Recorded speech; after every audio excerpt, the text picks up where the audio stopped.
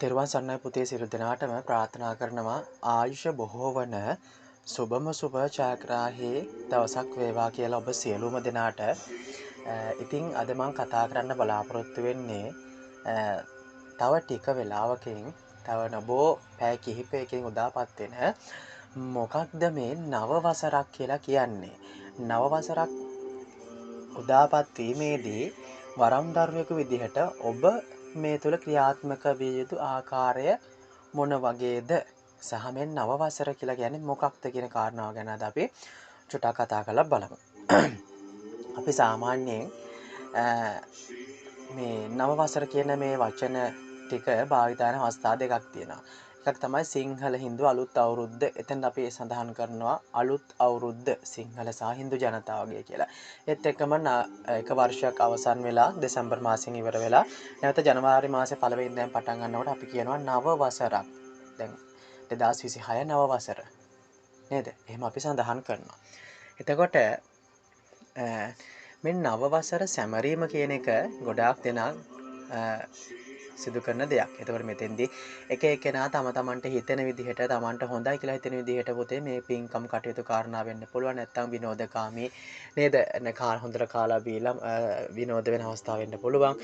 විනෝදචාරිකා යන අවස්ථා වෙන්න පුළුවන්. කෙනකෙනාට ආවේනික විදිහට කෙනකෙනාට ජීවිතයේ දකින විදිහ අනුව මේ ජීවිතයේ අර්ථය මෙන්න මේකයි කියලා කෙනකෙනාගේ පුද්ගලිකකරණය මත අනුව කෙනකෙනා පුද්ගලික වශයෙන් විශ්වාස කරන්නා වූ මතිමතාන්තර අනුව වගේම ඒ අදාළ පුද්ගලයන් ජීවත් වෙන සමාජ ස්තර අනුව මේ කෙනකෙනාගේ දැක්මවල් මේ දෘෂ්ටීන් එකිනෙකට වෙනස් වෙනවා පුතේ.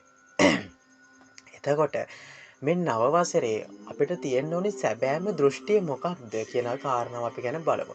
අපි මිනිස්සෙක් විදිහට උතුම් මනසක් ඇති, උසස් මනසක් ඇති පුද්ගලයෙක් විදිහට, ජීවියෙක් විදිහට මොකක්ද මිනිස්සයා මේ නව වසරෙන් තුලින් සිදු කරන්නේ? මොකක්ද අපිට මේකෙන් තියෙන වැඩේ?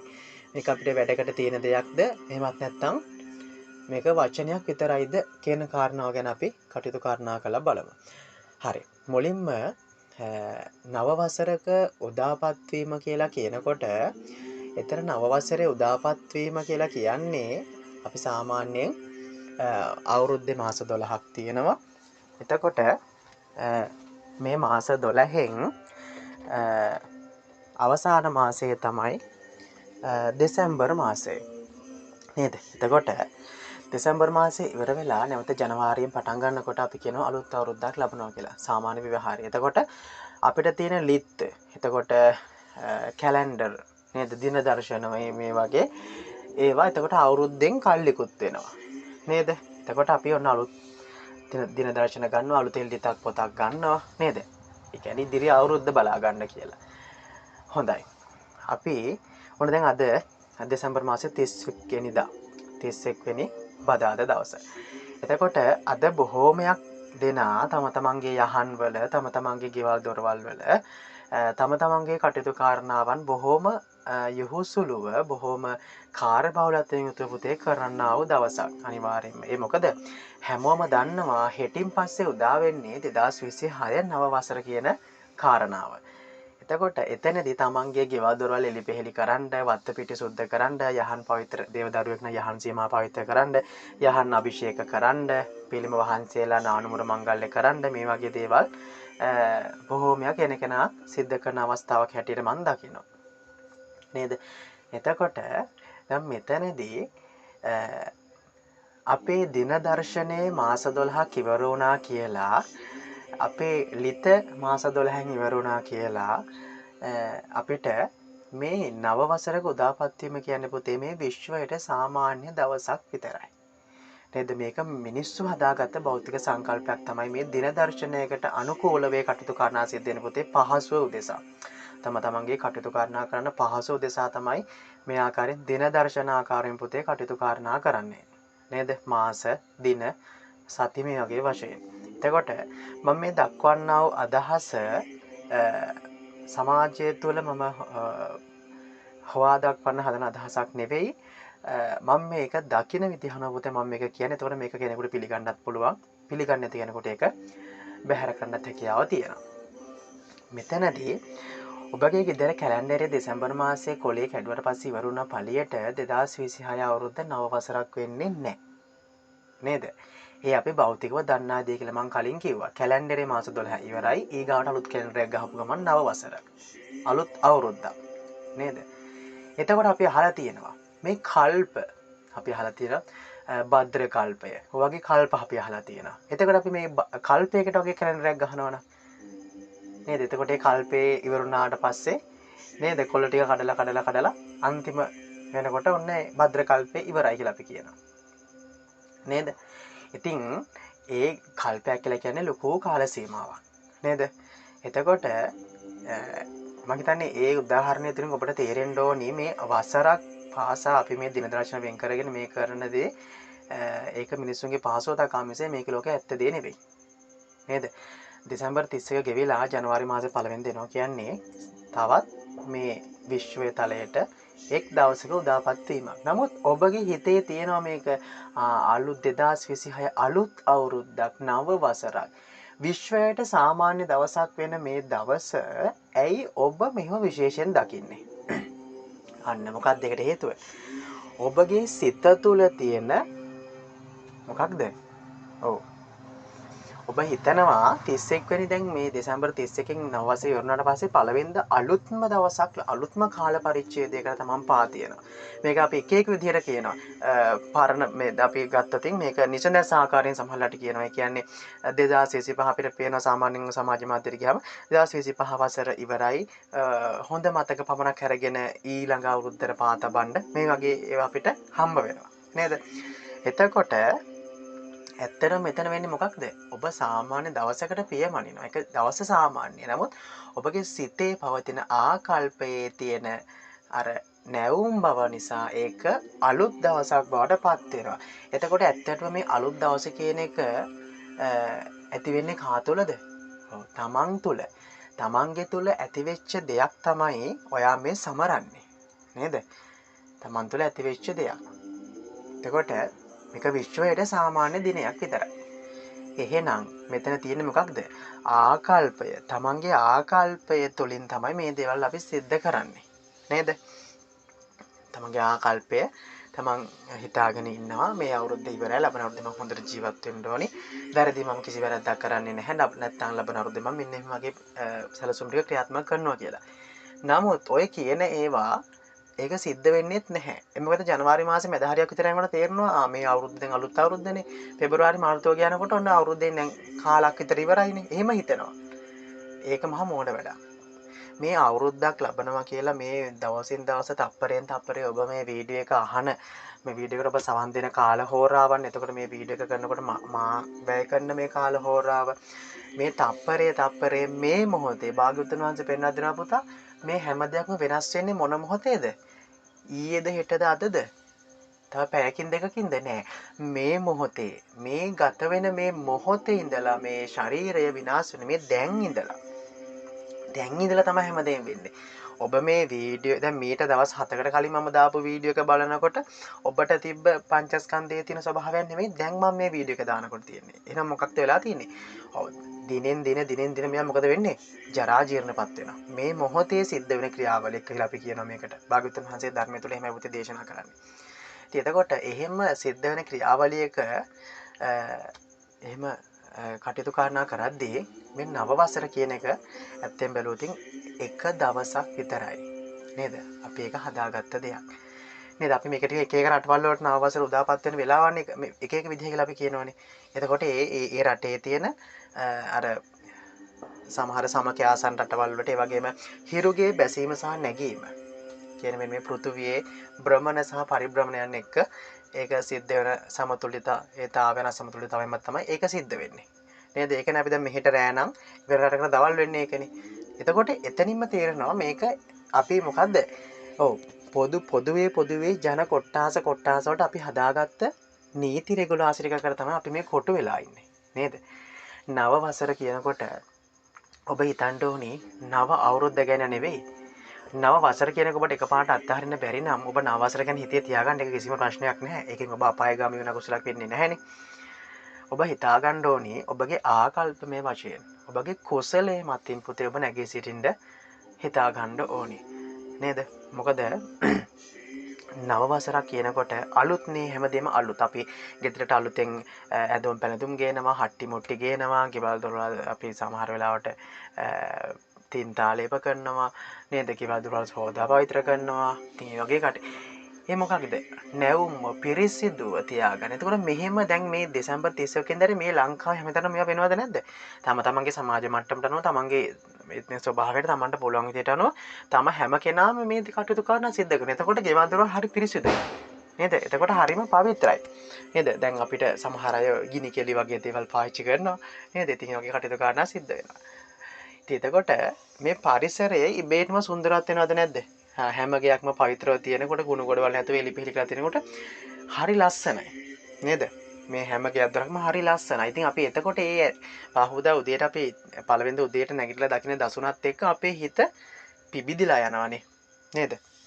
ප්‍රබෝධමත් වෙලා යනවනේ. අලුත් අවුරුද්ද උදා වුණා. නේද?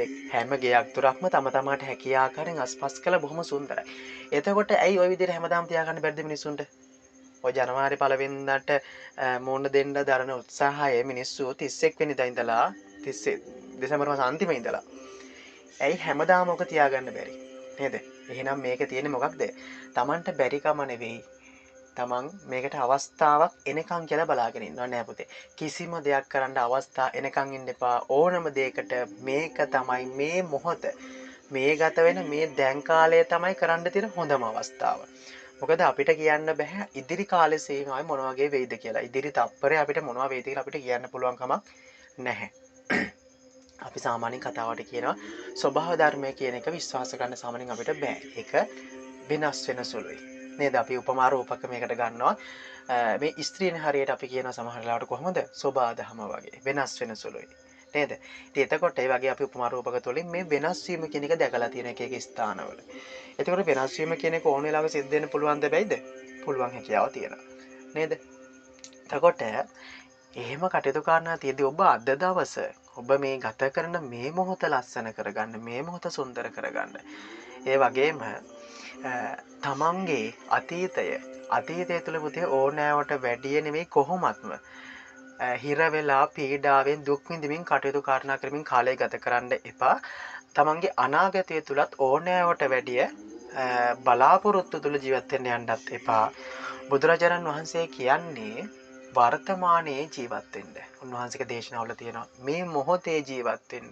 මේ මොහොතේ ජීවත් වෙනකොට හරි ලේසි. එතකොට අපිට සිහිය පවත්වන්න ලේසි. ඒ කියන්නේ දැන් මම මේ වීඩියෝ එක කරන ගමන් මම මගේ අනාගතය ගැන හිතනවා නම් මම මොකක්ද කරන්නේ මට මගේ වර්ම බලවත් වේවිද මට ඥාතීන් තව එකතු වේද ඒ වගේ දේවල් මම මෙතෙන්දී හිතනවා නම් සමහර වෙලාවට මම කරන වීඩියෝ එක මෙලොව මනුස්සයෙකුට පැහැදිලි නැති වෙන්න පුළුවන්. සමහර වෙලාවට මම අදාළ මාතෘකාවට අදාළ නැති දෙයක් කියවගෙන යන වෙන්න පුළුවන්. මේ මොහොතේ ජීවත් වෙන ගමන් මේ මොහොතේ කරන වැඩට අවධානය යොමු කරන්න. නේද? ඉතින් ඔබ උත්සාහවන්ත වෙන්න ඕනේ හැම දවසක්ම ජනවාරි 1 වෙනි දවසක් වගේ කරගන්න. ඔබගේ ගෙදර දොර පවිත්‍රව තියාගන්න විශේෂයෙන් වරන් දරුවන්. ඔබගේ ශාරීරික ගතමනාව පවිත්‍රව තියාගන්න. ඔබට ඇඳුම් පැළඳුම් ඔබට හැකි විදිහෙන් පුතේ කටයුතු කරනා කරන්න. හැකිතරම් තියෙන එකද දෙකද පවිත්‍රව පිරිසිදුව පිළිවෙලකට පුතේ කටයුතු කරනා කරගන්න. එතකොට මෙන්න මේක තමයි මේ නව වසරක් කියන එක තුලින් අපි හොයන දේ. නේද? ඇත්තටම අවසරක් කිව්වහම හොඳට කාලා බීලා පාටි දාලා නටලා කරලා ඉන්න එක වරදක් නැහැ. ඒක වරදක් මම දකින්නේ නැහැ. නමුත් ඒකේ සත්‍ය අරුත අපි තේරුම් ගන්න අවශ්‍යයිද නැද්ද? අනිවාර්යෙන් අවශ්‍යයි. නේද? අපගේ කාල සීමාව එන්නෙන්න ගත වෙන පුතේ. නේද? දැන් මේ වීඩියෝ එක මේ වෙන විට විනාඩි ගානකට ගිහිල්ලා ඉවරයි. නේද? තප්පර ගානක් ගෙවිලා ඉවරයි. එතකොට ඔබගේ ජීවිතයේ වයස් සීමාව මේ වෙනකොට ගෙවෙනවා. මේ මොහොතේ ගෙවෙනවා. නේද? අපි ඒකට කියනවා මිනිස්සු උස යනවා, ගෙට්ටු වෙනවා, මහත් වෙනවා. නේද? ශරීරයේ වර්ධනය වෙනවා කියන්නේ මොකද්ද? ඔව්. ඇඟවල් එන්න දි รา පත් වීමට ලං වෙනවා. උප්වර්ධන උපරිමයට ආවට පස්සේ හැමදේම අනිත්‍යයි. නේද? එහෙනම් ඔබ මේ එළඹෙන්නා වූ මේ ඉදිරි කාල සීමාව තුළ හෙටින් පස්සේ උදා වෙන කාල සීමාව තුළ තදින් හිතට ගන්න පුතේ තමන් මිනිස්සෙක් නෙමෙයි මනුෂ්‍යත්වයේ පිරි මිනිසෙක් විදිහට ජීවත් වෙනවා කියලා. මොකද මිනිස්සයෝ කියන අය අපිට හැමතැනම හොයාගෙන ඉන්නවා. නමුත් මනුෂ්‍යත්වයෙන් පිරුණු අවංක හදවත් තියෙන ධර්මයට අනුකූලව කටයුතු කාරණා කරන්නා වූ මනුෂ්‍යයන් කියන ප්‍රජාව හරිම අතලොස්සක අපිට හම්බෙන්නේ. නේද? ඔබත් ඒ අතරින් කෙනෙක් වෙන්න. ඔබ දෙවිවරුන් අනුකරණය කරන්න උත්සාහ කරනවා විනා ඔබ ඒක නොකර ඔබ දෙවියන්ට සමීප වෙන්න බලන්න. මේ මම වරන්තරන්න පුතේ හොඳ පණිවිඩයක් දෙන්නම්. ඔබ දෙවියන්ට දැන් අපි ආවතේව කරනනේ වරන්දරුව කියපන් දෙවියන්ගේ තේවා කරන අය. බුදුන් පළමු කොට කටයුතු කරනා සිද්ධ කළා ඉවර වෙලා. එතකොට ඔබ පත්තිනියම්ම අනුකරණය කරන්න යන්න එපා. මොකද ඔබට පත්තිනියම්ම වෙන්න බෑ. පත්තිනියම්ම වගේ මේ ලෝකෙට ඉන්නේ එක්කෙනයි. මම හැමදාම කියනවා වගේ. භද්‍ර කාලියම්ම නැත්නම් සොහොන් කාලියම්ම වගේ මේ ලෝකෙට ඉන්නේ මෑණියන් විතරයි. මෑණියන්ගේ අංශු එක එක දේවාල වල එක එක මිනිසුත් එක්ක විවාහ වෙලා මෑණියන්ගේ අංශු හිටියේ නෑ පුතේ. මොකද ශිව සහ පාර්වතී කියන්නේ සංසර්ගත බැඳීම් තියෙන බොහොම ප්‍රබල දේවාත්ම දෙකක්. එතකොට ශිව දෙවියන්ගේ මේ පාර්වතී මෑණියන්ගේ නැත්නම් කාලියම්මගේ අංශුවක් මනුස්ස ලෝකේ තියෙනවා නම් එතන අනිවාර්යෙන් ශිව ශක්තියත් ශිව දෙවියොත් එතන යාගේ ස්වාමී විදිහට කටයුතු කරනා කරනවා. නේද?